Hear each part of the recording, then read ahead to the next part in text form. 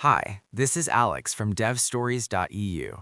Learning DSPy, Episode 3 of 15. Standard Python function signatures tell your code what data types to expect. But what if a signature could dictate the actual logic of the function itself without you explicitly writing the instructions? That is the premise of declarative prompting with signatures. You might naturally confuse a DSPy signature with a standard Python function signature. They look similar, but their roles are fundamentally different. A standard Python signature defines a strict data interface. A DSPy signature actually declares and initializes the behavior of the language model. You are not writing a prompt, you are writing a declarative specification of what needs to happen. The framework takes this specification, looks at the input and output expectations, and constructs the underlying prompt for you. The simplest way to define a signature is inline, using a short string. You specify your input variables, write a directional arrow, and specify your output variables. For example, the string question arrow answer tells DSPy that the model will receive a question and must generate an answer. You can pass multiple inputs like context, comma, question, arrow, answer. This is where it gets interesting. The variable names you choose carry real semantic weight. DSPy uses those exact string names to assign roles in the prompt. If you name an input context, the model interprets it as background information. Do not over-engineer these names or try to hack the keywords with clever prompt tricks. Use clear, descriptive English words to define the roles.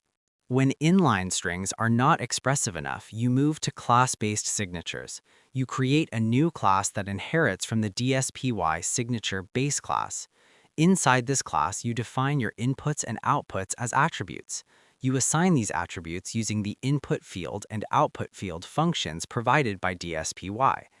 This approach gives you fine-grained control over the behavior of the language model.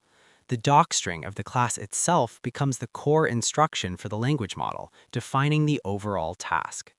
Consider a multimodal image classification scenario. You want to pass an image and a text question to a vision model and extract the specific breed of a dog. You create a class called classifyDogBreed. At the top of the class, you write a docstring saying, identify the breed of the dog based on the provided image and question. Next, you define your inputs. You create an attribute named image and assign it as an input field. You create a second attribute named question and assign it as an input field. Finally, you define an attribute named breed and assign it as an output field. Inside that output field, you can pass a description argument stating the exact name of the dog breed with no extra text. Class-based signatures also handle type resolution. You can specify standard Python type hints for your fields.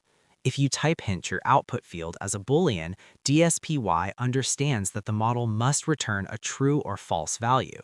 The framework processes these type annotations and automatically injects constraints into the prompt structure, guiding the model toward the correct output format. The structure of your data and the names of your variables are the actual instructions.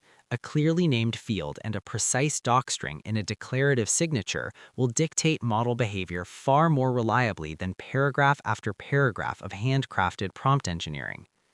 Thanks for listening. Happy coding, everyone.